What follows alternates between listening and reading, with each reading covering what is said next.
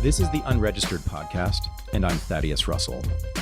This is a show about ideas, people, and behaviors that are considered inappropriate, out of bounds, or beyond the pale.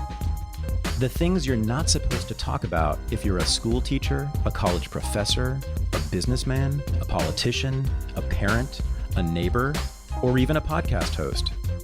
These are the things you're not supposed to say or even think if you're a good liberal, a good conservative, or a good citizen.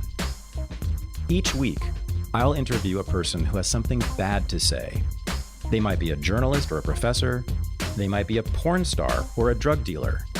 They might just be an ordinary person with an ordinary job who doesn't care about the rules of polite society. I'm not interested in breaking the rules just to be a troublemaker. I'm interested in people who break the rules of conventional thought and to expand the scope of what is possible to say in our society. I'm interested in people who make me think.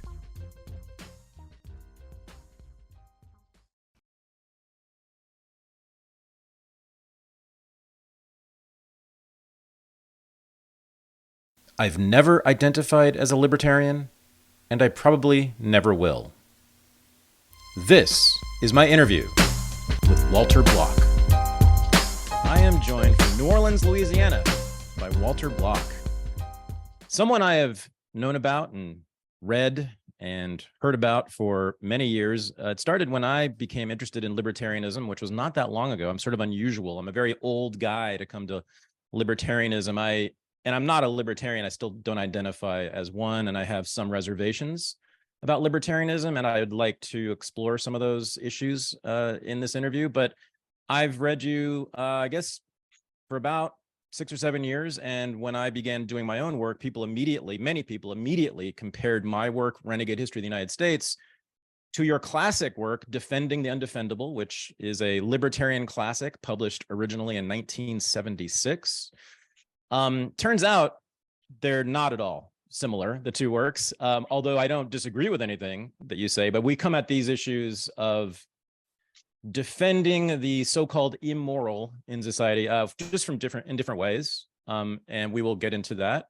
But you have been in this business. You've been a libertarian intellectual and academic scholar for many, many decades, and I'd love to get your sort of perspective on the big sweep of libertarian politics since the 1960s, I guess, when you really became one. And I'd love to just hear your thoughts on where you think the movement has come, where it is now, and maybe prospects for the future. But especially I'd like to hear about your place in this, because you've had a very important central place in the development of libertarianism over the last 50 or 60 years. So Walter Block, so people may not know this, but you began not as a libertarian. In fact, you began as a socialist, which just like me. So this is one thing, we have a few things in common.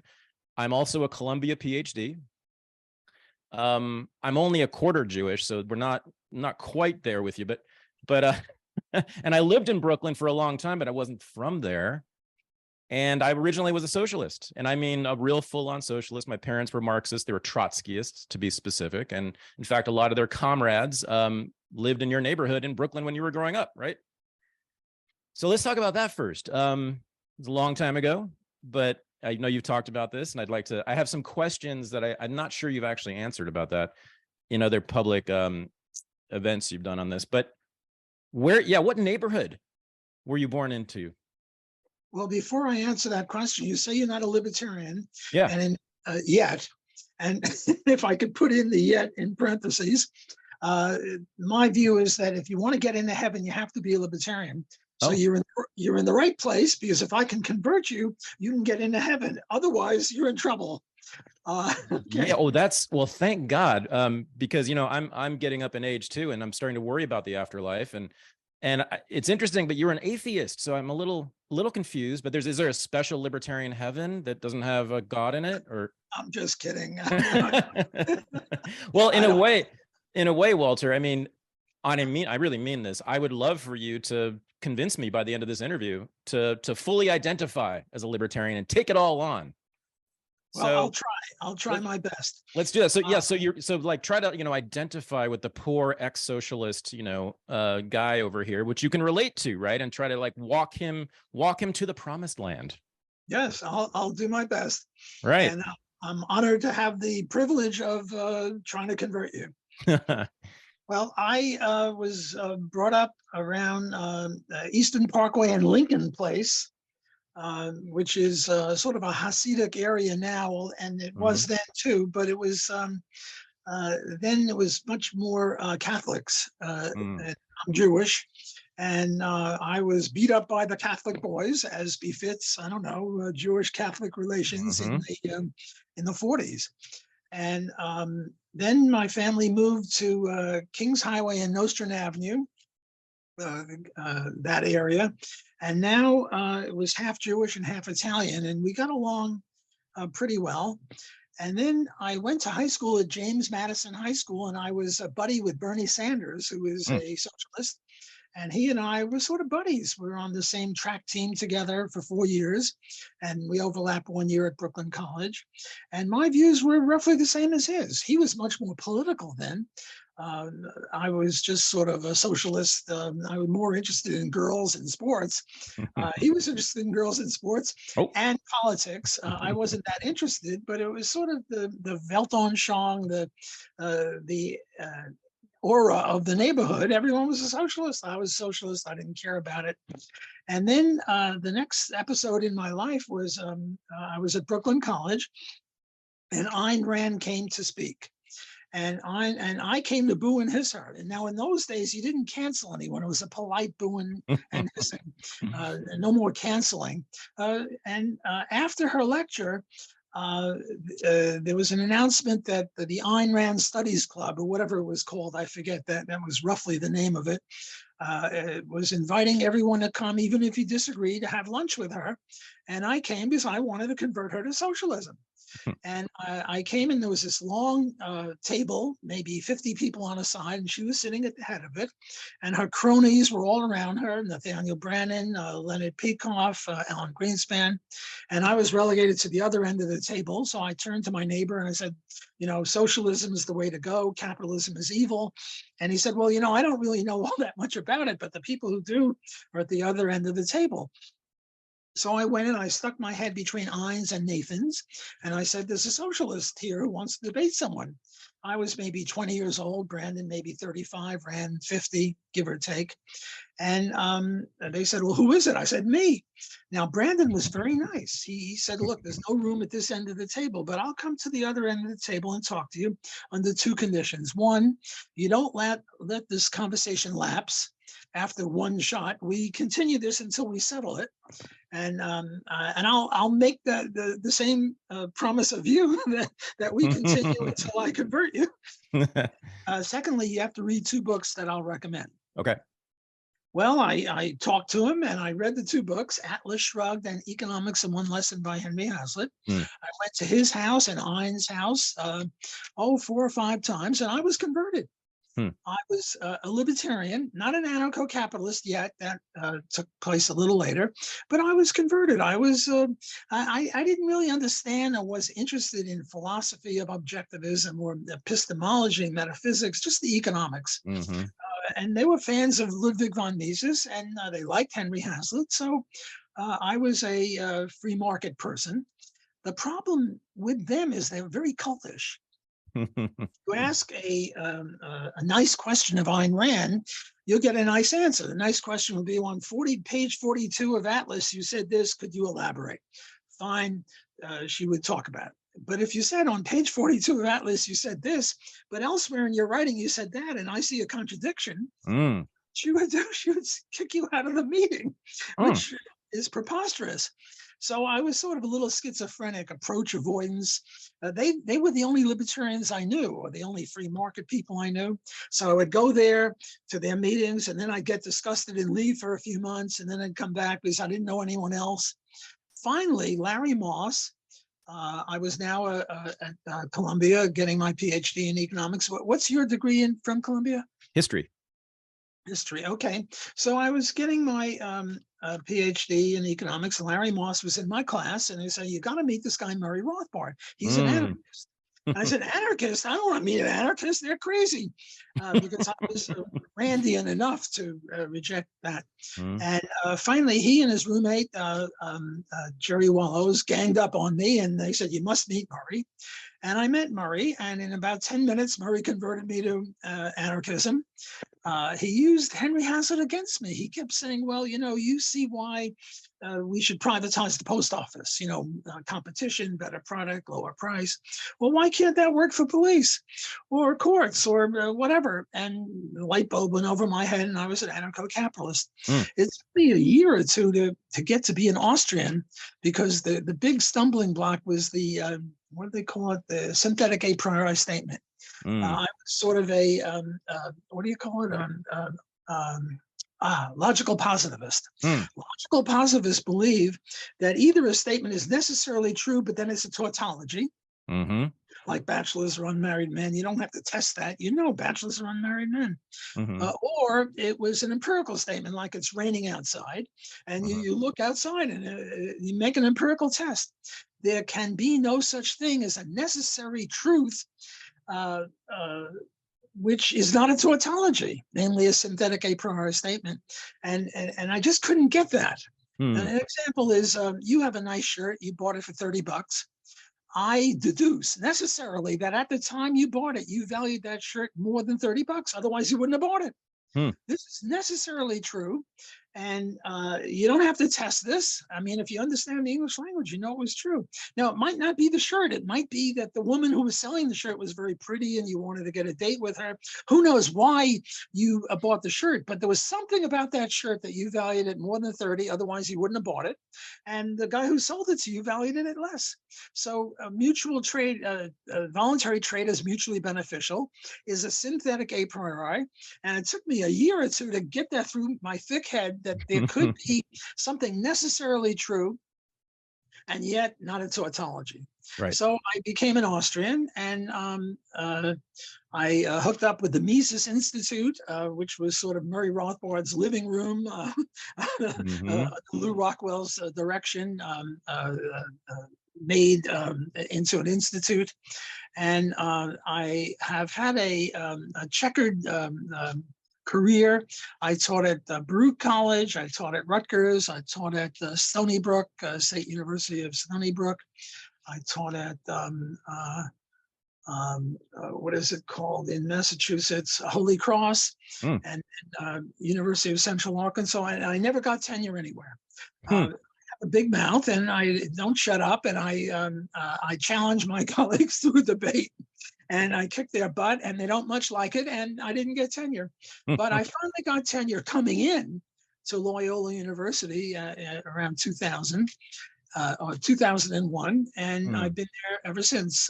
They're trying to get rid of me because I'm a pain in the ass, but I have tenure now, so it's a little more difficult to get rid of me. Oh, it's another thing we have in common. I've also been denied tenure and jobs. For similar reasons, as a matter of fact. Yes, very, very similar reasons. So I want to thank you for that narrative. I want to go back over it, though. Do you mind if we go back in time? I need to go back to Brooklyn, Walter, because I think that, that's where it all starts, right? And in fact, I mean, much of American history of the last 70 years originates in Brooklyn, certainly, right? So have you ever read, or are you aware of Norman Podhoretz's memoir about growing up in Brooklyn and exactly your neighborhoods and your milieu? You know about this? So he had very famous essay about getting beaten up by Puerto Rican and Black kids on the streets of Brooklyn, which very much shaped his views about things like race and later affirmative action and the civil rights movement and Black nationalism and all that, right? And it kind of moved him in a very sort of hard right direction, largely because of that experience, at least he has said. So what I'm hearing now is that Norman Podhoretz, the neocon, the neocon godfather, Bernie Sanders, and Walter Block all grew up in the same place. You were all Jewish, same age, and experiencing. You said you got beaten up by the Catholic kids. And Blacks and Puerto Ricans. I'm an equal opportunity punching bag. Yeah. So, I mean, I've heard that from so many kind of Jewish intellectuals or even just Jewish people who grew up in Brooklyn in that period. And it seems like for Podhoretz, he says it was as a formative experience. And I actually think it has a lot to do with his later warmongering in the Middle East. Like he really just chose to not like brown people too much, largely because of that experience. So Bernie Sanders, of course, took like a very, very different route after that. And do you know if Bernie Sanders was ever beaten up by Black or Puerto Rican kids? I don't know. Okay. I imagine he was. It was a Jewish thing. If you weren't really fully Jewish, so I don't know. I surmise that it was certainly possible. So this is yet another thing you and I have in common, because I grew up in Berkeley, California, across the country in the early 1970s, and Berkeley was the first city in the country to forcibly integrate the children. So I was put on school buses when I was 5 years old and bussed across town so that they could achieve perfect racial integration and all that. And guess what happened? Lots of fights, and usually it was a one-way thing where the white boys like me would get our asses kicked by the black kids. Now I took particular directions around race after that, but I'm just curious. I mean, was it formative for you in any way? I mean, in the way that it was for Podhoretz? Well, I don't think so. He became a right winger. I'm a libertarian. We libertarians are not right wingers. Yeah. We are unique. We're sui generis. They give you these surveys to see whether you're right or left. And on all the economic issues, I'm a right winger. And on all the personal liberties like legalizing drugs, pornography, prostitution, gambling, whatever, I'm a left winger. So I come out as a moderate. Right. I'm no moderate. I'm an extremist.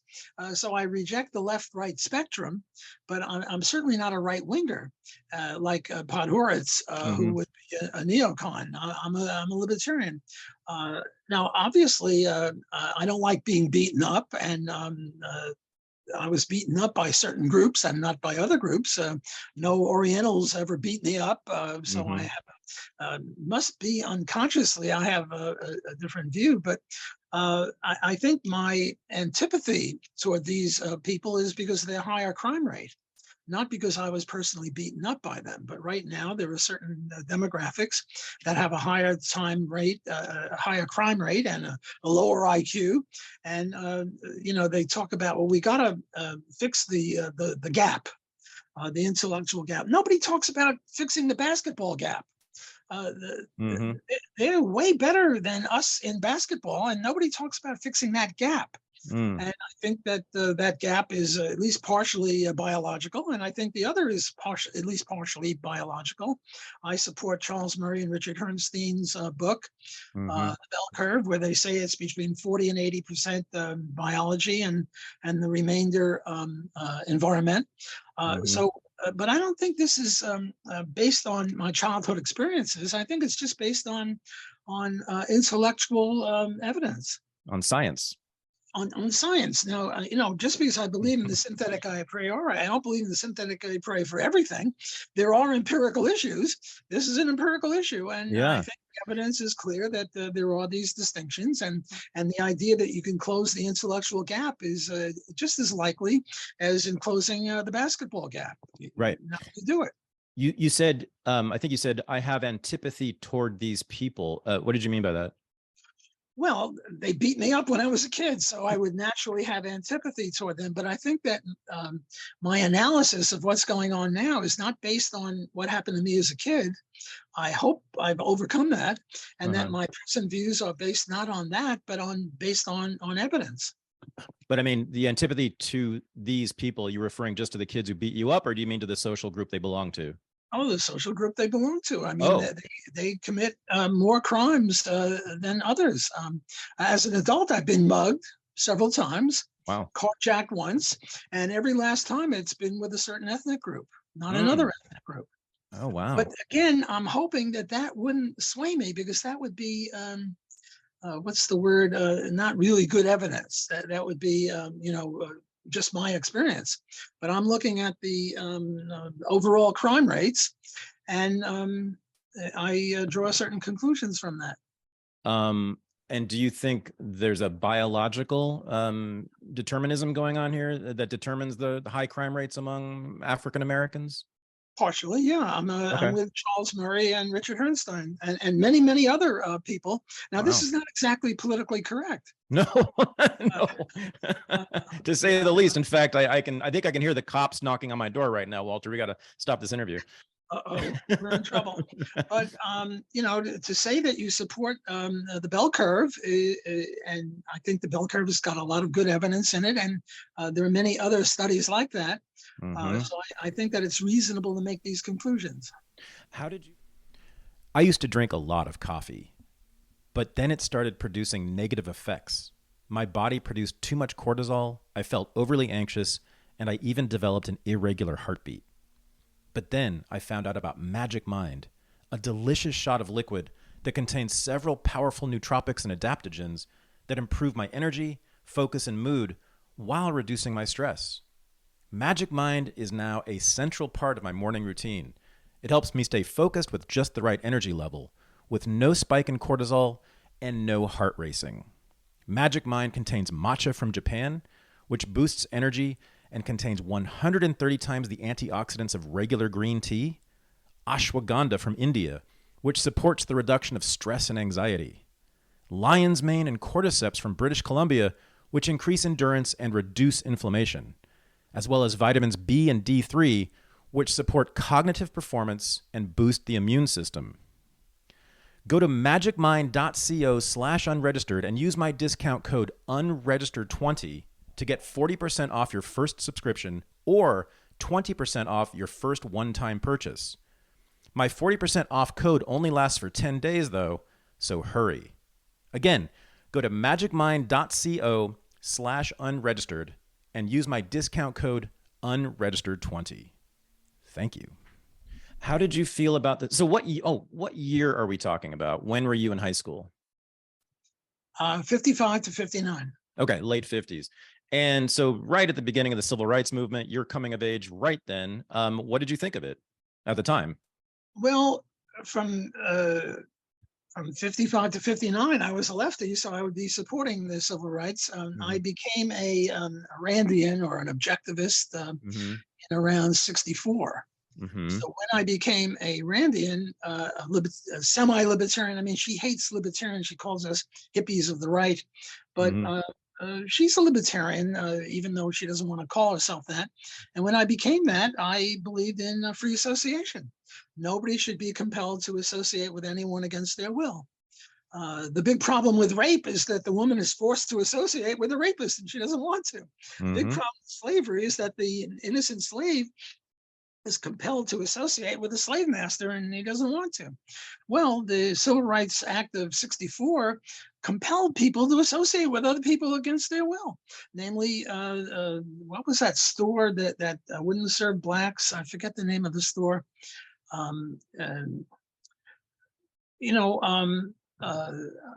forget the name of the store. Some store wouldn't serve blacks, and and they were compelled to do so. Well, that's a violation of free association. Okay. Now, a lot of people say, well, we have to have these laws because otherwise black people will get the short end of the stick, and that's why they're poorer than white people. But two of the most how shall I say it, most scholarly people on this issue, Thomas Sowell and Walter Williams, both of whom are black, have demonstrated, along with Gary Becker and other people who've done the economics of discrimination, and have demonstrated that the reason for the plight of the downtrodden, it's got nothing to do with discrimination. Discrimination is impotent to hurt them. There are other causes of their poverty. The idea here is that if you won't hire a black person, well, then the black wages go down compared to what they would otherwise be. Well, if the wages are down, then it pays somebody else to hire them because you can make more profit off of them. Or if you won't rent a hotel room to a black person, well, then black people, whoever will provide a hotel room for them, can earn more money than otherwise, assuming other things equal. So I think that you asked about the civil rights of '64. I think was unjustified. I think people have a right to discriminate because that's just what free association is. Look, if you want to take this logically, gays, male homosexuals are evil. Why? Because they discriminate against half the human race Right. in terms of bed partners. And lesbians are evil because they discriminate against half the human race as bed partners, love interests. But the same thing for heterosexuals. I'm a heterosexual. I discriminate against all other men in terms of picking a romantic partner. And the same for women. The only people that don't discriminate are bisexuals. So if you're really against discrimination, we have to have compulsory bisexuality. Right. Which is, I think, a reductio ad absurdum of this idea. So those people, and now what they're going to say is, oh well, you know, we favor discrimination in personal lives, like romantic partners. We're just against discrimination in commerce. But why should you make such a distinction? If I kill somebody at home, I'm a murderer, and if I kill somebody in a store, I'm a murderer. I'm a murderer whether I kill somebody personally or in a store. And if I rape somebody, God forbid, murder, rape, do it in a store, that's bad. And if I do it at home, that's bad. So why should we make a distinction between commerce and personal life? It's the same thing. If the thing is unjust, it's unjust in all realms. And if it's just in all realms. And those only bisexuals are not discriminatory. And it doesn't matter that it's in personal life. We've just established that free association is just. And only bisexuals don't discriminate, so we should all become bisexuals if you hold that view, which is untenable. I like it. I like that argument a lot. I guarantee you, I promise you, I am not the kind of person who just wants to drag everything back to race, but I have to talk about the race issue because you said some things that are need to be discussed. And by the way, I just want you to know, I don't care. Like it doesn't upset me, anything like that. I'm very curious about these ideas. So it sounded to me like you were saying that Black people have innate tendencies toward criminal behavior and lower IQ. Right? And so I guess what I'm wondering is if you are a libertarian seeking a free society that is free of constraints from government, from the state, that seems to me a bad choice. Like if you think that a significant portion of the population is made up of people who tend to be criminals and who can't function at certain high levels in society, but especially if they tend to be criminals, you would want some controls, wouldn't you? Wouldn't you want the government to protect you from those people? Well, I'm an anarchist, so I don't want the government to do anything. But if I were an anarchist, I want the government to stop all criminals. Look, Orientals have a higher IQ and a lower tendency to engage in criminality than whites. So by that logic, I should put all whites in jail too, and only leave Orientals out there. No, the proper law is to punish criminals. And if one group is 5% criminal and another group is 3% criminal, another group is 1% criminal, you stop all criminals. You don't stop a person because he's in a group where the average is higher. Look, men are taller than women on average, and men are heavier than women on average. And yet there are women who are 6'7" and weigh 300 pounds on average. There are some very, very brilliant Black scholars. Thomas Sowell and Walter Williams would be examples of that. And there are dozens of others. So to say that Black people can't be scholars is just silly. Okay. Okay. I mean, it does, though, sound to me like, and I really mean this in a neutral way. I mean, it does sound like classical racism. The idea that they're innately, right, predisposed to criminal behavior. Well, that's where the evidence leads us. So I mean, whites are innately, biologically given to more crime than Orientals. Okay. Well, certainly there are other possible explanations for differences between groups, right? Oh, yeah, sure. Okay.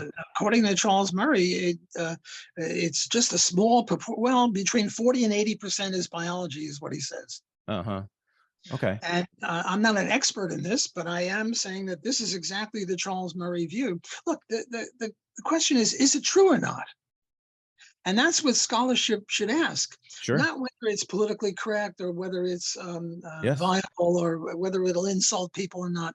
The question is it true or not? Sure. And that's the only question, or that should be the only question for scholars. And I think there is some truth to that.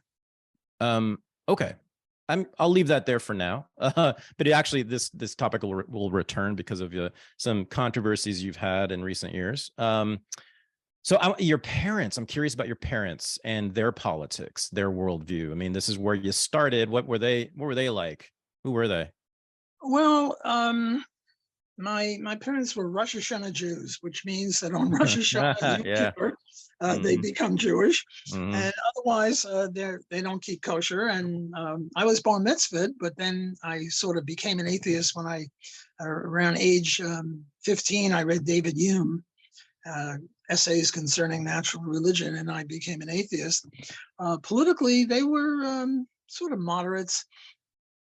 When I got my PhD, my mother was a legal secretary and she loved lawyers. Well, Jewish people love doctors too, but my parents realized I'm not going to become a doctor. I'm too mouthy to be a doctor, and I'm not interested in that stuff. So when I got my PhD in economics, you know what my mother said?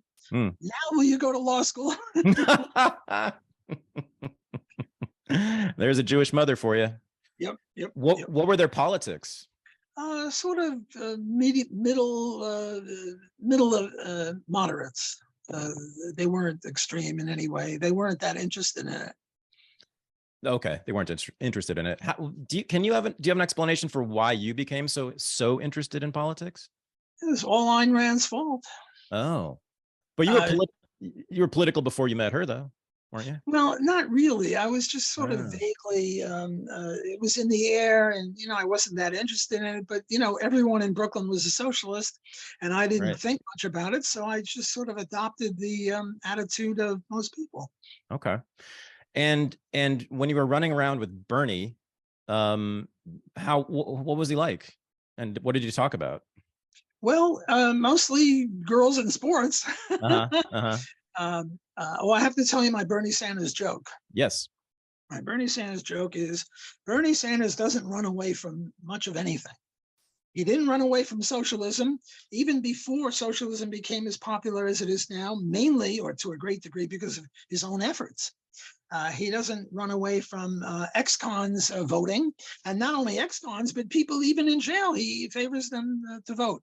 However, there is one person that he runs away from, and that's me. Why? Because Bernie and I did the same distances, anywhere from a half mile up. And Bernie was one of the best runners in the whole city.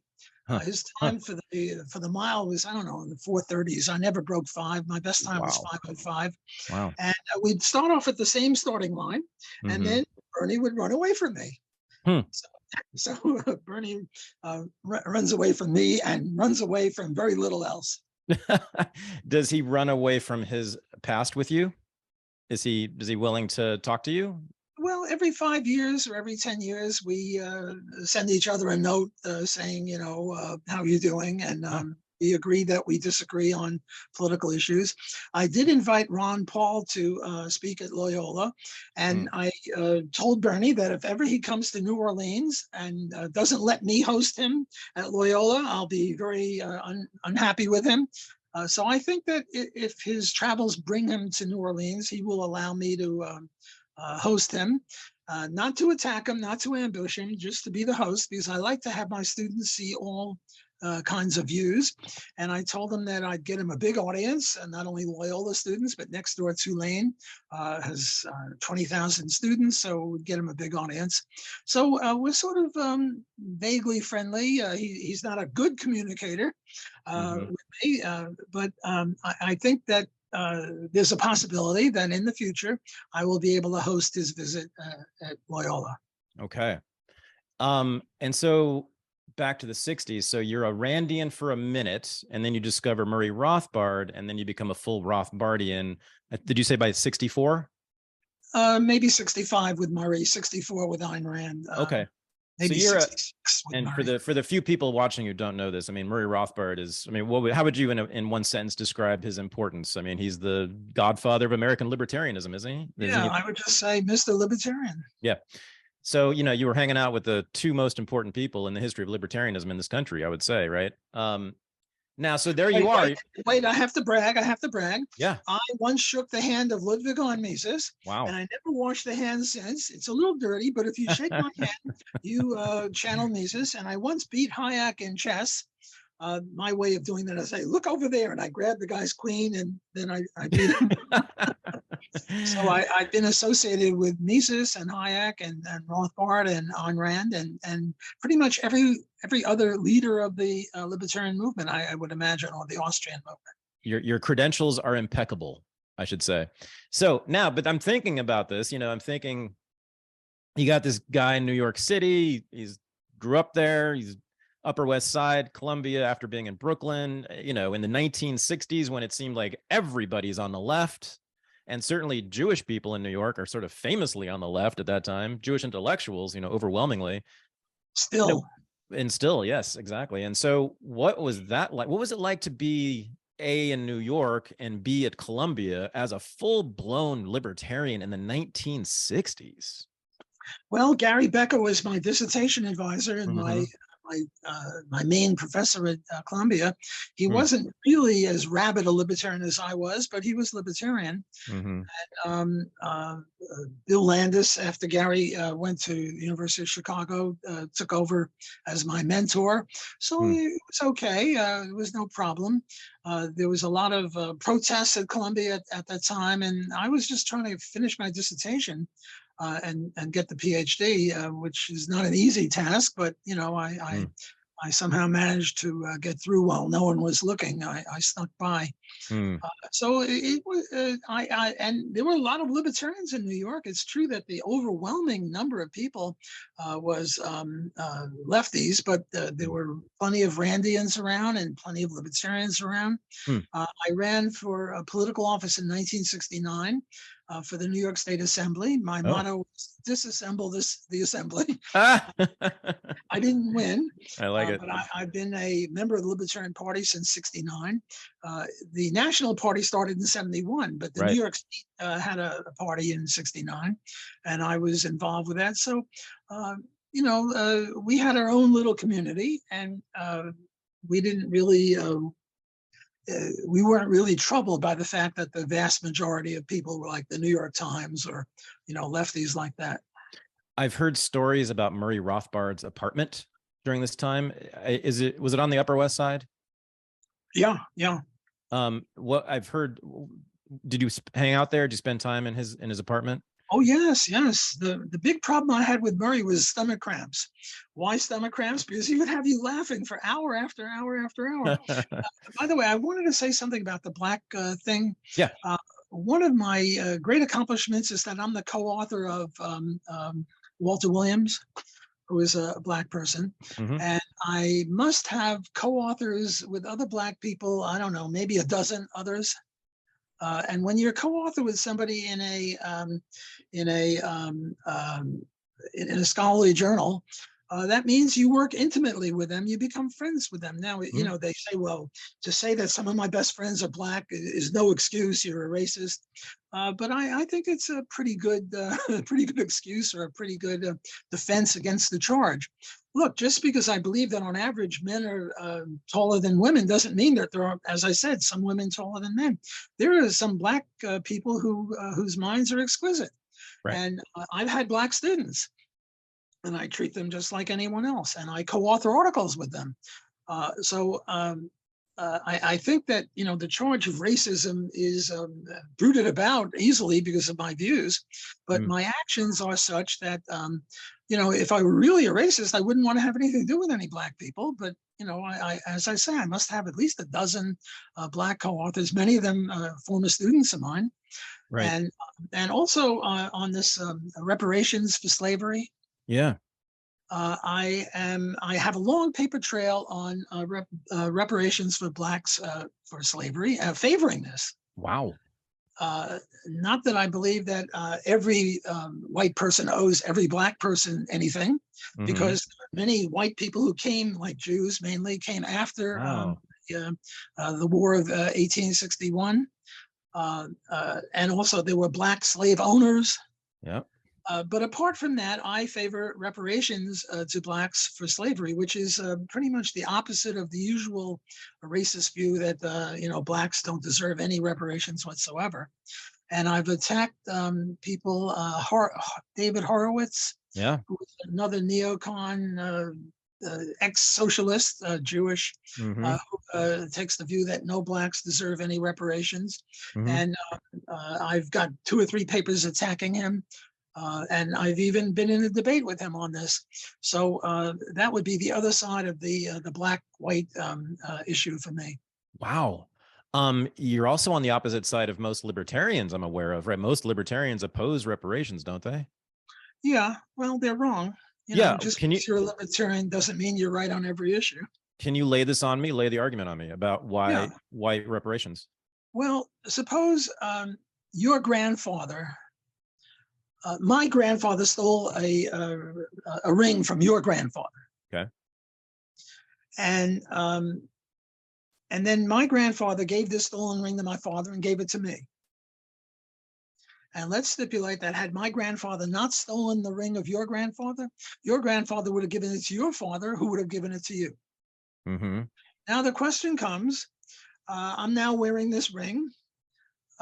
Should I give it to you? And the answer is yes, because it's stolen property. Now, I'm not a criminal, but I am the illegitimate possessor of stolen property. Sure, so I got that. I should give you that. And it's even got a picture of your grandfather in the ring somewhere. Don't ask. So there's no question but that my grandfather, the crook, stole the ring from you. Right. Okay, so now let's get to slavery. What's slavery? Well, slavery is many things, but one of them is a theft of labor. And a lot of labor was stolen from black grandparents. And now I have a plantation. I'm in South Carolina. I have a plantation, and you're a black grandchild, and you can prove that your great-great-grandfather or grandfather, whoever he was, worked on this plantation. And there were 10 slaves, and should you get 1/10 of that plantation? And the answer is yes, because my grandfather stole your grandfather's labor and put it into that plantation. The slaves, knocked down the trees and put in the crop and broke the rocks or whatever it was. Now the plantation is worth $1 million. Well, I should give you 100,000. So it not that every white owes every black something, and also possession is 9/10 of the law. I now possess that plantation, so the burden of proof is on you to prove it. And now you might say, well, how about a statute of limitations? It's a long time since slavery, and I say statute of limitations is incompatible with libertarianism because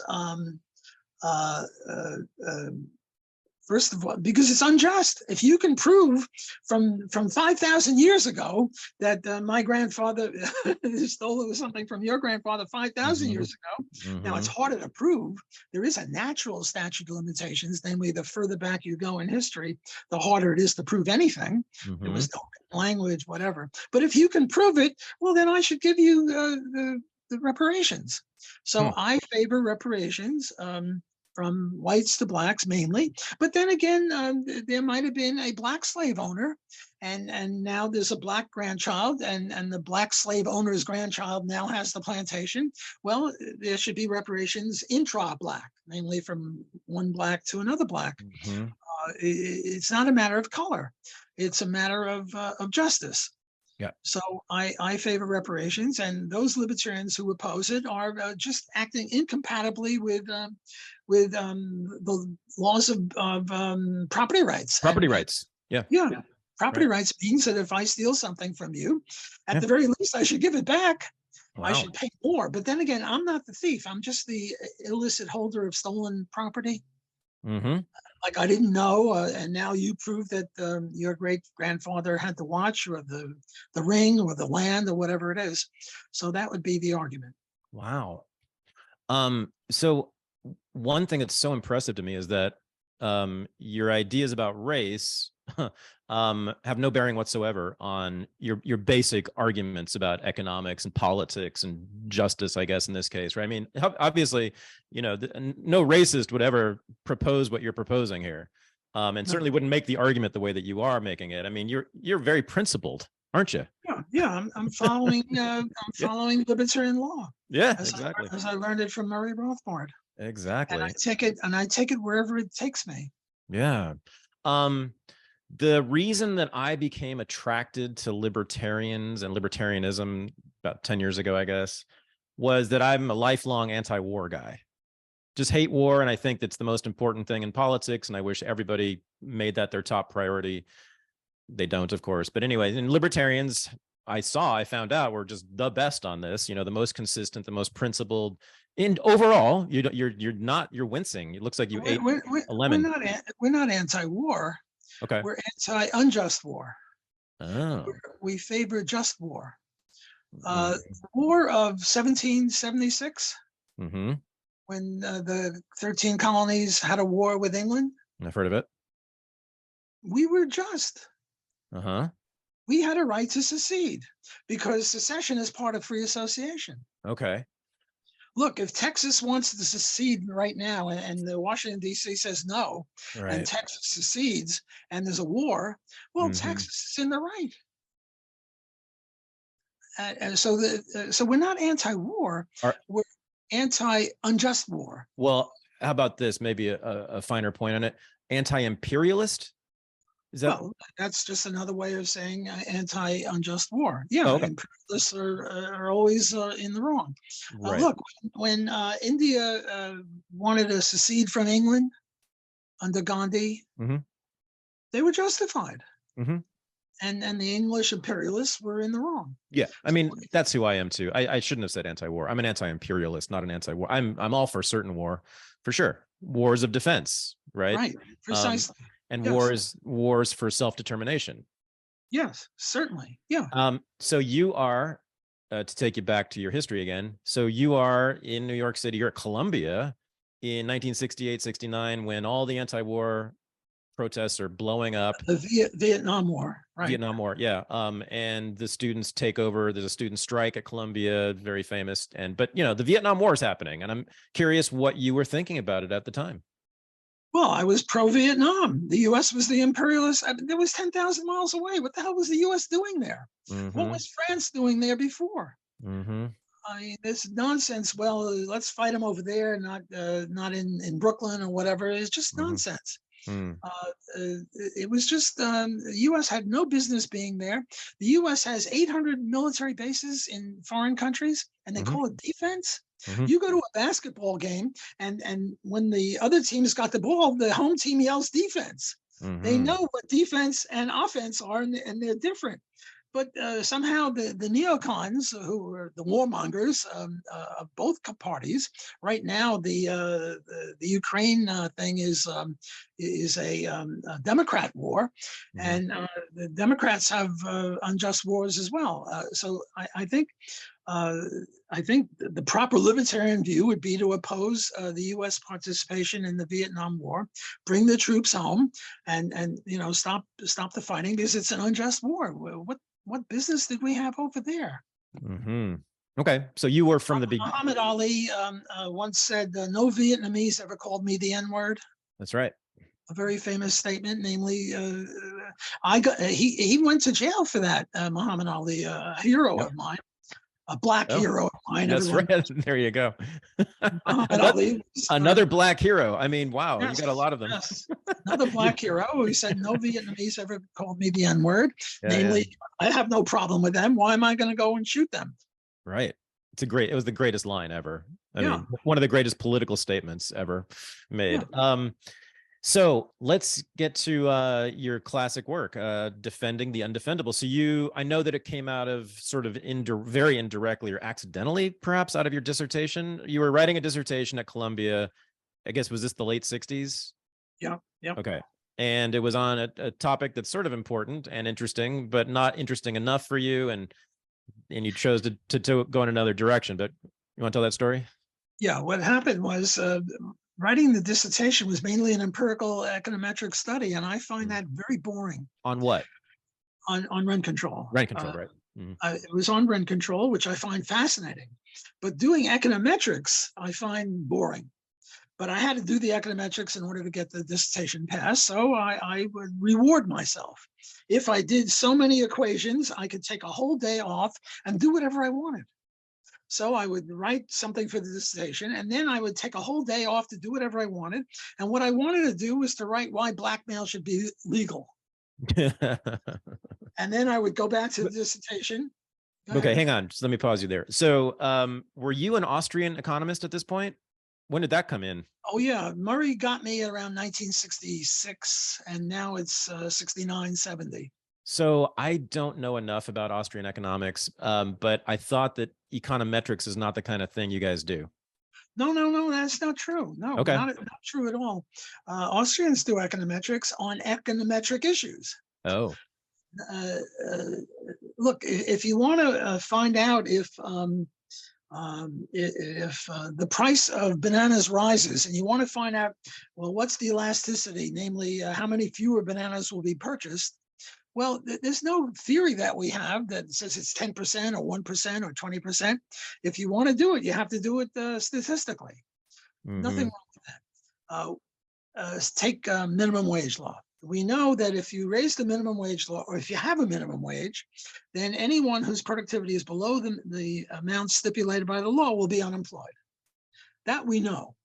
But do we know how soon or how quickly or how many? Well, you have to do statistics.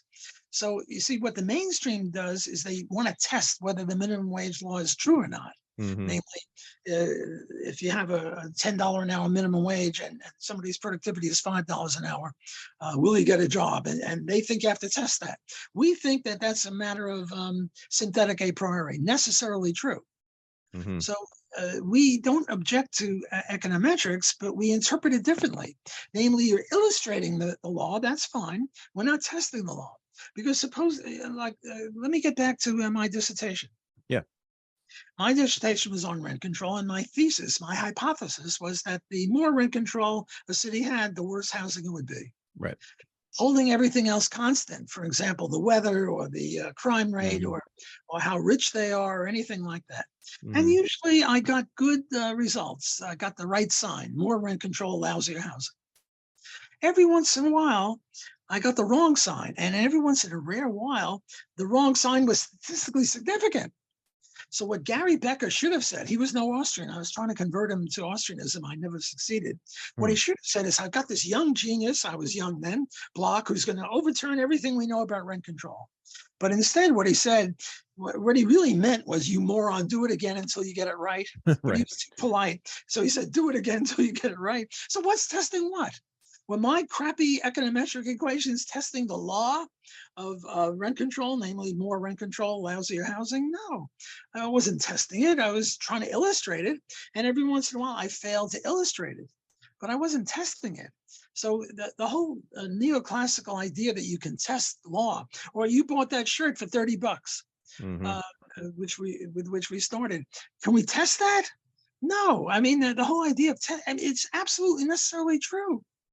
So you can't test that, but you can illustrate it with econometrics. So we're not against econometrics. We're just against testing apodictically necessarily laws. You can't test them. Okay. You can only illustrate them. For someone, can you do me a favor and just pretend that I don't know anything about economics, which you might not even have to pretend, and sell me on Austrian economics versus other schools of economic thought. Like, why should I become an Austrian if I'm just beginning out in economics? Let's say I'm an undergrad, I'm a freshman, and I want to major in economics, and very first day of school, I come to your office for your office hours, and you sit me down and you tell me, hey, Thad, you should look at this stuff instead. You shouldn't be a Keynesian. You should be this. For what reason? Well, Austrians are correct, more truthful about economics than the mainstream. The mainstream in macroeconomics believes that the market is unstable. It'll either veer toward inflation or toward unemployment, and they can't explain stagflation, and yet we have stagflation. So they think that either you'll go inflation or unemployment. They have no view on stagflation. They think that there's a market failure, that the economy is always going to be into depressions and recessions and unemployment and stuff like that. And the Austrian view, I think the correct view, is that it's due to monetary instability by the central bank or the Fed. They lower the rate of interest artificially, and this induces entrepreneurs to engage in roundabout methods of production, which are unjustified by the saving and investment decisions of the people. And these roundabout methods of investment are untenable, and eventually they go bust, and then we have a depression. And the Austrian view is the depression is the cleansing thing, whereas the mainstream says no, depression is bad. It's sort of like getting drunk. You get drunk tonight, and tomorrow morning you're going to have headaches, or you're going to be throwing up, or whatever. And we say that that's the good stuff, because you're going to get rid of the poisonous alcohol you had last night. So that's one area. Another area would be this thing about the synthetic a priori. We believe that there are some synthetic a prioris, and the mainstream doesn't. Another area would be antitrust. The mainstream thinks that if Walmart gets bigger and bigger, or McDonald's gets bigger and bigger, that somehow this is a monopoly. We Austrians believe that monopoly means a grant of special privilege by the government. And just because you're big doesn't mean that you're a monopoly. You're a single seller maybe, but you're not a monopoly. So these would be three areas where the Austrians are better, more truthful. And there are dozens of others. If you want, I could go on. So is it that Austrian economics, the reason it's valuable and should be studied, and people should be Austrian economists, is that it shows that free markets are good and state intervention in the economy are bad? Well, to put it that way would be, how shall I say it, unscientific. It's true. Yeah. It's true that Austrian is more amenable to libertarianism, but you wouldn't want to mix the two up. You wouldn't want to say, well, we're Austrians because it's more conducive to our political views, because suppose it's wrong. I mean, it's just a lucky happenstance that Austrianism happens to be much more conducive to free enterprise. But if it weren't, then I would have a problem. I'd have to give up libertarianism, or I'd have to give up Austrianism. It's just wait, hold on. I mean, is there an Austrian economist who's not a libertarian? Of course, there are plenty. Oh, I'm sorry. I didn't know that. By the way, Austrian economics has nothing to do with the economy of the country Austria.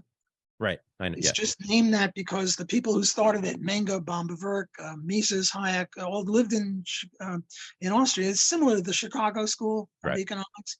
Got nothing to do with the city of Chicago. It's just that Stigler and Becker and Milton Friedman were in Chicago at the University of Chicago. Look, the Austrian school started in 1870. There were Nazis who were Austrian economists. Oh. You could look. Look, there were Nazis who were good chemists, right? You could be a good chemist and a Nazi. Sure. Right? Well, you could be a good economist and a Nazi. Because all an economist does is try to figure out what causes what. It's apolitical. It's a positive science, not a normative science. So just as a Nazi could be a good chemist, a Nazi, and by the way, I'm against Nazis, if anyone wants to know, a Nazi could be a good economist. He could be a good physicist. He could be a good chess player. Just because you're evil doesn't mean you can't play chess well, or do economics well, or do physics well, right? Oh, wow. Okay. It's been about an hour, and you've been interviewing me, so it's my turn to interview you. Okay. And I'm going to interview you on the grounds of Why aren't you a libertarian? What are the issues that are keeping you from the one true faith? Oh gosh. And Well, let's bash them. Sure. Let's see. Well, I mean, I could talk about personality. So the culture of socialism and socialists in America, and especially New York City, where I was for a long time, turned me off. And I kind of have found, do you find that the culture of libertarians is similar to the culture of leftists, Marxists? Just the culture, the personalities, the psychology. That, I mean, I know it's not important to you, but do you notice that? I mean, I've noticed that they seem similar kinds of people to me. Well, look, even if what you say is true, that's no reason to reject libertarianism. Absolutely correct. Because look, suppose that libertarians never took a shower, right? And we stunk. Right. I take a shower once a month, whether I need it or not, so I'm okay. But libertarians never take a shower. Some don't. We smell. That's no reason to reject libertarianism, because you could be a libertarian and take a shower. Right. So I don't even know what culture means. Personality. Okay. Well, you know, libertarians are more, there are psychological tests. The Myers-Briggs test in psychology, and libertarians all get in one little corner where we're, I don't know, rational or something. I'm not sure about that, but that's no reason not to be a libertarian just because you don't like the culture. Okay, I know. So don't go to libertarian meetings, but you could be a libertarian. Right. Gotcha. No, I know. That was, yeah. I'm just sort of curious about that, but okay. Here's one. Here's a reason that, and I'm not sure about this. I have questions about this. The state's entanglement with the economy, with commerce and all, seems to me so profound and pervasive that it's basically everywhere. There's no such thing, am I right? There's no such thing as a business in the United States, at least, that hasn't benefited directly from state intervention. Benefited? How about hurt? Well, both. I mean, for sure. But I mean, the light that I'm using right now, I mean, it comes, unfortunately, from the guy. I wish it weren't the case, but it does come from the government. You know, I mean, just the road I drove on to get here to do the interviews, government, you know, all these, you know, many, many ways in which, so there's no such thing. And I know, you know, there's no such thing as a free market at all, but actually, aren't we all corporatists? But not by choice, we're for it, but every business concern is essentially corporatist. We are all sucking off the teat of government to some extent, aren't we? Yeah, not only sucking off and benefiting, but also being hurt by. Yes. You're quite right. The government is very pervasive, and unless we're a hermit living in the middle of Wyoming, somewhere in the Rocky Mountains, and we never see anyone, we're involved. So that means you should be a libertarian. No, so then I wonder about property rights. So I'm thinking, so the example I've brought up is like, let's say I'm a Mexican-American kid living in southern Arizona in some very small town in the middle of the desert where there's just only one business, which is the Walmart. Okay, there's one business for like miles and miles around. And this actually happens, right? There's there's one place to get a job. And one place to shop too, right? Walmart is there largely because the government put roads up to its front doors and put the electrical grid in and all the things and protects it with its police. So if I'm an employee of Walmart, I really have no choice. If I'm going to make any kind of living at all, I have to work for Walmart. And let's say when I'm on the job, I steal things from Walmart. Or let's say I cheat on my, punch card. Like I say that I worked 8 hours when I actually only worked 7. I take long breaks that I'm not supposed to. So is that a violation of the non-aggression principle? Because it feels to me like the government has already aggressed on me. Before I was born, it has built and created this whole world, which included Walmart, that has really almost no options for me, or one option, which is to work for Walmart and shop at Walmart. And so I feel like this is essentially an extension of the government, and that has been aggressing on me by completely shaping, determining really every aspect of my life, and especially my economic life. And I just have no choice. And so if I aggress against Walmart, I'm aggressing against the aggressor. Am I not? Well, this is a very ticklish issue. Yeah. What it is, there's a continuum phenomenon. Yeah. What's the continuum phenomenon? We know that if you go to bed with a 5-year-old girl, you're a statutory rapist, even if she agrees, because we don't think she's capable of any such agreement. Right. On the other hand, you go to bed with a 25-year-old woman and she agrees, whatever you are, you're not a statutory rapist, because we believe that 25-year-old women are mature enough to give consent. Well, where do you draw the line? Is it 15? Is it 16? 14? 17? Right. You cannot deduce the age. Any age you pick, there's going to be a girl who's a little bit more mature, who's younger than that age, and a girl who's a little older but less mature. You can't. Right now, I'm going to punch you. And you're in California, and I'm in New Orleans. Are you justified in sending a cruise missile over and just kill me, but threatening you? No. Because in this context, I'm not going to really punch you. On the other hand, if we're in a dark alley and I go like this and you see the light glinting off my watch and you think it's a knife, you have a right to shoot me in self-defense. Where do you draw the line? It's a continuum problem. You don't know. Not only can't libertarianism tell you what the statutory rapist age or the context in which you can use defense, no philosophy can. So it's unfair to blame libertarianism for not having a definitive age of consent. Okay, now let's get to the question of who is in the ruling class and who's innocent. Yeah. There are innocent people. Murray Rothbard was innocent. Murray Rothbard was not a statist. Murray Rothbard used public streets. Did he, by the way, I have a whole book on why we should privatize highways. Yeah. Main reason is 40,000 people a year die. Yeah. And if we had different people owning different roads, your road, you try this policy, my road, I try that policy, we reduce deaths by an amazing amount. The question is, given that we're all intertwined, are we all guilty? If God comes down, does he put everyone in jail? No. Doesn't put everyone in jail. He doesn't put you in jail. He doesn't put me in jail. He doesn't put Murray Rothbard in jail. One of my other books was on space. We should privatize space. And the question was Elon Musk he got a lot of subsidies from government. Yeah.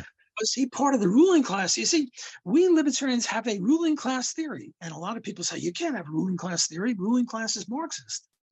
For the Marxists, the bourgeois were the rulers and the proletariat was the ruled. For us, the statists are the bad guys and everyone else is the good guy. And now we have to figure out who the good guys and who the bad guys are. And what my co-author and I did with Musk is we went through all the speeches to try to see if he was a libertarian. Because, by the way, I use public roads. I used to teach in a public university. And I go to public libraries and I go to Audubon Park, which is a public park. Am I therefore guilty of statism? Absolutely not. There are other people who are guilty of that. If they vote, I don't know, Hillary. When God comes down with the justice, Hillary is going to jail or Hillary's not getting into heaven. Just because everyone is involved in the state, except for hermits, doesn't mean everyone is equally guilty. That's your mistake. You're saying Walmart is guilty. I don't think Walmart is guilty. This is that crap that President Obama said. He said, you didn't build that. Yes, Walmart built that, for God's sakes. Walmart started in the middle of Arkansas with one store. And they did well, and they started another store, and now they have stores all over the place, and they bring food cheaper to people. And before Walmart started in this little town in Arizona, There were mom and pop shops. There was a bakery. There was this. There was I don't know, a shoe store, whatever. And then Walmart put them all out of business because it was more efficient. And now everyone benefited from it. So I think that this Mexican American kid who steals from Walmart is a thief and he should go to jail. And I think Walmart is entirely innocent. And I don't care if Walmart. Now, let's suppose Walmart takes subsidies. Yeah. Well, now I'm going to start reading the. Look, I took subsidies. I taught at Stony Brook, or I taught at Baruch. Yeah. I took subsidies, and with those subsidies, I try to teach my students good economics. I am not going to hell. I'm not going to libertarian hell just because I'm part and parcel of government. So I think your concern is fallacious. What you're saying is we're all involved with government. We're all guilty. No, we're all involved with government, but some of us are guilty, some of us are indifferent, and some of us are very not guilty. Ron Paul is not guilty of anything. Ron Paul is going to heaven. So that would be my answer to your concern about we're all in this together, we're all a bunch of criminals. Okay. So it's not so much about guilt. I'm not interested in morality here. It's more about, it's the non-aggression principle and sort of property rights principle here that I'm concerned about. So that's what I meant by guilt, violation of property rights. Ron Paul did not violate property rights, even though he took subsidies. He took subsidies from the thieves. Okay. Has the state intervened in ways that have favored certain business concerns over others? Are you kidding? Of course. All the time. Take Uber and Lyft. Right. Uber and Lyft have a different policy than the cabs, and the cabs say you can't operate. Right. Right. Well, and the government supports the cabs and says Uber can't work in certain cities. Well, then they're favoring the excellent cab companies. And then are they not a product of government intervention? Are they not a product of the government? The cab companies are, but Uber and Lyft are innocent. Well, so we can distinguish between Uber and Lyft, good guys, not guilty, because they're upholding private property rights, and the yellow cabs in Manhattan, they're the bad guys. Okay. See, what you're trying to do is make no distinction between good guys and bad guys, between innocent and guilt, between violation of property rights and not violation of property rights. And I'm saying it's a continuum, and there are certain gray areas, and it's very hard to see who's who. But there are certain examples, like 5-year-old girl and 25-year-old girl. There are certain examples that are very clear. Yeah. Uber and Lyft, good. Walmart, good. McDonald's, good. Other companies, very bad. So the Walmart in my town in Southern Arizona, in the middle of nowhere, is there because the government of Arizona and the town gave it tax breaks, which it did not give to other companies, which forced the competitors out of business and gave Walmart a monopoly. Well, that's not really true. Happens all the time, doesn't it? Well, Amazon. Tax breaks are good. Tax breaks means no theft. Taxes theft. Well, no, when it's unequal like that, when some companies are taxed and others are, and its competitors are not, that seems to me like the government planning the economy. That seems like government planned economy. No? Look, I go back to 1850 and I free 1/10 of slaves. Uh-huh. Am I a good guy or am I a bad guy? I think I'm a good guy because I freed 1/10 of slaves. It's true I didn't free the other 9/10, but I did what I could. And Walmart got out of being a tax slave. That's good. And what you're saying is that was a subsidy. To not pay taxes is a subsidy. Look, right now I'm not robbing you. I haven't robbed you. Am I subsidizing you? Not yet. Of course not. Of course not. I'm not subsidizing you by not robbing you. And yet what you're saying is that since Walmart didn't pay taxes, the government subsidized Walmart? Well, then there's that's planning the economy. That's the government choosing who the winners are, and who the losers are. And it's really, it's the reason Walmart is there, because they don't have to pay taxes, but their competitors do. Yes, I should have freed all the slaves. I should have tax breaks for everybody. Yeah. What if they receive direct subsidies, not just tax breaks? I received direct subsidies from the University of Central Arkansas, namely my salary. What then is the relationship between Walmart in this case and the government? Are they distinct, or is there some overlap? Is there some organic connection between that Walmart store in that town in Arizona and the state? See, the way I answer all those questions, and these are very important questions that you're raising, Good. Is very delicate questions. The way I answer it is, are you in the ruling class or are you not? And it's very ticklish to determine whether Walmart is or is not. You might be able to convince me that they are in the ruling class, in which case I would be against them. But to say that everyone's in the ruling class is wrong. But you determined that Elon Musk is not part of the ruling class. Is that right? Because he's not a statist philosophically, because of his ideas. That's how you determine who's in the ruling class. Yeah, and that was the way I did it. So Steve, my co-author and I, what we did is he gets a lot of subsidies from government. Sure, I know, huge. Yeah. If he were a libertarian, I would applaud that, because the government stole the money from the people in the first place. Look, have you read Atlas Shrugged? No. Oh, you're a rotten kid. I am. The one of the heroes is a guy named Ragnar Danishkold. Okay. You know what Ragnar Danishkold did? Mm-mm. He was a pirate, and he only attacked government ships. He didn't attack private ships because he was a good pirate. That's my guy. He liberated money. He didn't steal money, because you can only steal money from the rightful owner. That's right. He liberated money from the government. He was a good guy. Right. So wait a second. So Elon Musk currently possesses our money, Walter, right? That the government gave them. Our tax money has been given by the government to Elon Musk, direct, in large amounts too. And so I'm not allowed to go steal from him? My money, I can't go get my money back? That's what we're getting at here. Yes. My Mexican-American kid in the Walmart in Southern Arizona, his money and his parents' money was stolen by the government and given to Walmart. According to your theory of reparations, sounds to me like I have every right to go steal some cash out of the cash register at Walmart. You're a confessed criminal. You used the government road. You admitted it 5 minutes ago. Don't deny it. I walked. You used. So am I enabled? Suppose I come to your house and I steal your TV. Am I justified because you used the public road? Well, okay, fair. I mean, yes, but I mean, we're talking in this case about subsidies, direct subsidies. You were subsidized. You were subsidized by the government because you used the public street. I come to your house and I take your TV. According to your logic, I'm justified. I say no. And yet that's the implication. That's the logic of what you're talking about. Great. Okay, so great. So then the question is, it is a continuum question, right? It's like, where do we draw the line on this whole continuum, right? There is, Ted Kaczynski off in the wilderness in wherever he was, Montana, in his shack, right, taking literally almost nothing from the government, maybe nothing at all, right? And on the other side would be like Raytheon, right, whose whole business is like government, funding entirely. And where in between do you draw the line? Let me try this one on you. Okay.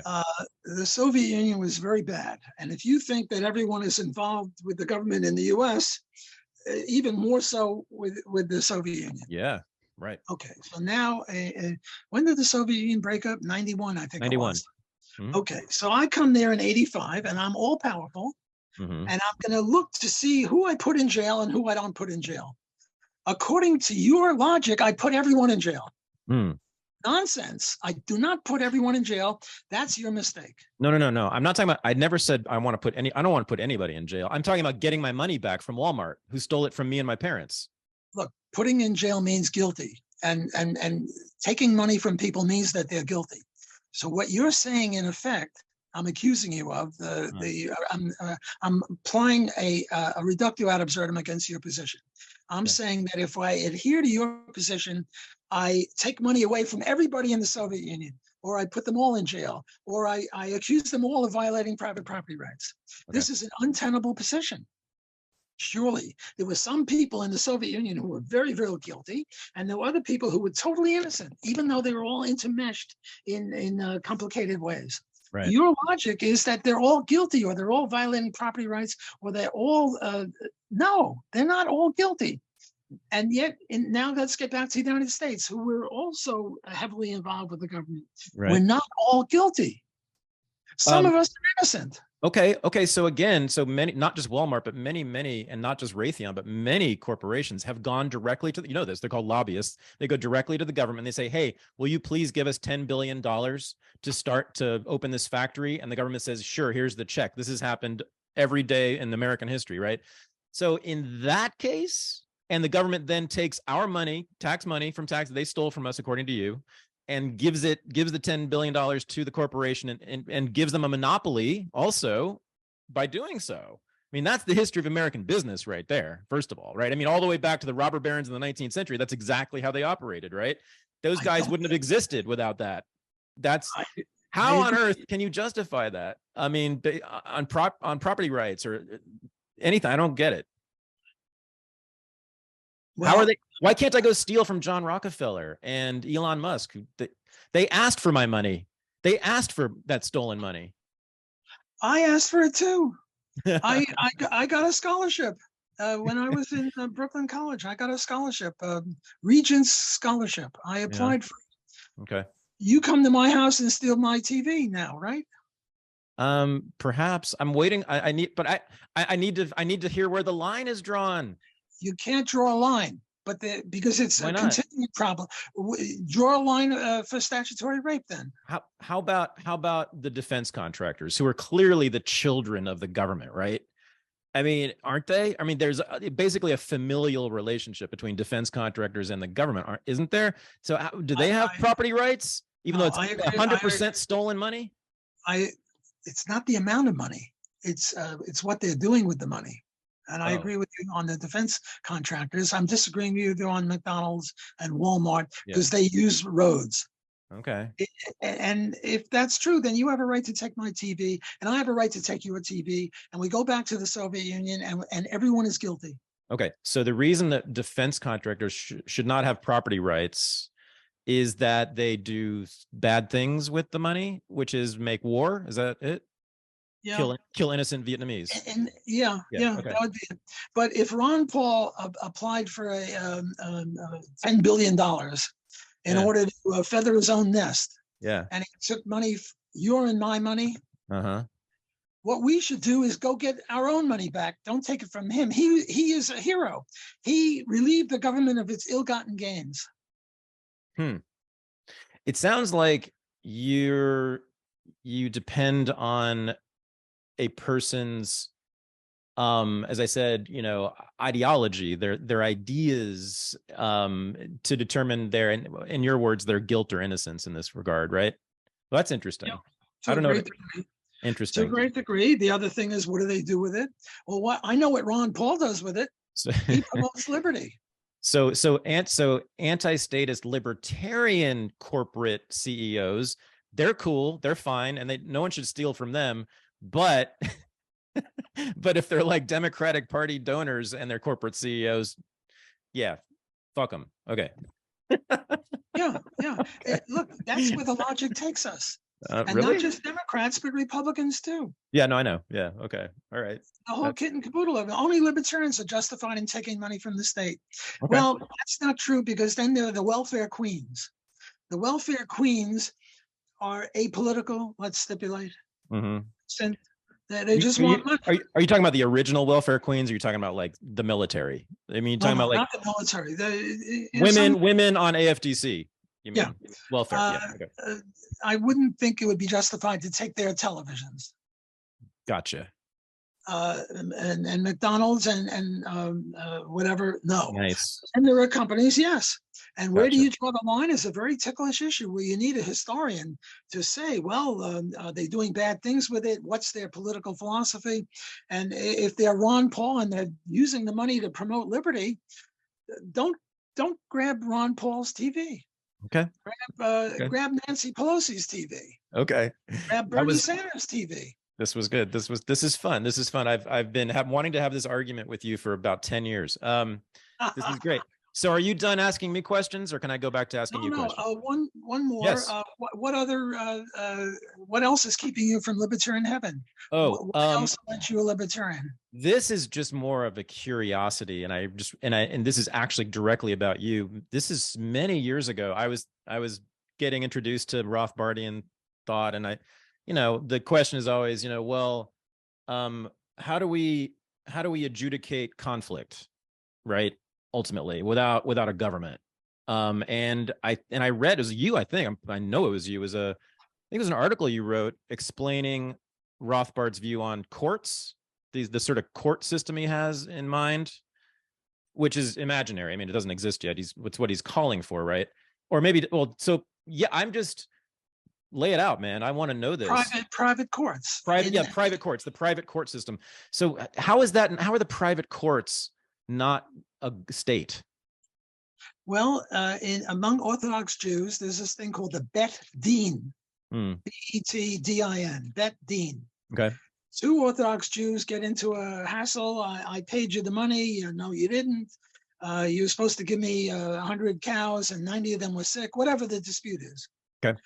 They go to the Bet Din. The Bet Din is a respected rabbi, and he decides. And how does he get to be the decider? Well, he has the reputation of doing it according to the Talmud, or being a very wise man. Or the baby, 2 women were fighting over the baby, and one of them said, well, I'll cut the baby in half. And one woman said, no, give the other one the baby. They gave it to the other one. We have a lot of private courts. 2 companies, electronic companies, computer companies have a dispute. They don't go to the government court, because the government court is not expert in the intricacies of electronics. They go to, I have this friend who is a professor at Stanford of electrical engineering. And a lot of companies specify in their contract that if anything goes wrong, we'll go to this guy and he'll tell us. Why do they pick him? Because he knows the business very well, and he has a reputation that even if you lose the case, you say, well, I see the point. I don't agree with it, but I see the point. So that would be a private court. Look, we have anarchy between countries. What's the relationship between Canada and Chile? What's the relationship between Bulgaria and Bolivia? Anarchy. There is no world government. So how do they settle it? Well, they have judges. Somebody from Canada exports something to Chile or vice versa, and now there's a dispute. How do they settle this? They don't go to the UN. They specify judges, people who are wise in making these determinations. That's how they do it. Competing courts. Well, there's another way. There's another way that countries settle disputes, which is by going to war. Yeah, but not a commercial relationship between a Chilean and a Canadian. They don't go to war over that. They adjudicate this, and if you don't obey the judge, you get a reputation. Nobody's going to buy and sell to you international trade. Look, I allotted an hour and a half for this. Okay. It's now an hour and a half. I enjoyed it very much, but I stole a half hour from you. Okay. You're supposed to interview me, and I'm interviewing you. So let's do this in a month or 2. Okay. And you can interview me more. We can have a sequel. And I'll try to convert you to the one true faith. Fantastic. Well, this was great. A lot of fun and a great workout. Thank you so much for doing this, Walter. Thanks for taking time on a Friday evening. And yeah, I'll be in touch with you about following up and getting a part 2 here. Great. Send me the URL for this. Will do. Great. Okay. Thank you. Sure. Bye. This is the Unregistered Podcast, and I'm Thaddeus Russell. To become a patron of the show and have access to bonus episodes, AMAs, and the Unreported News Analysis Show, go to patreon.com/unregistered. Thanks for listening.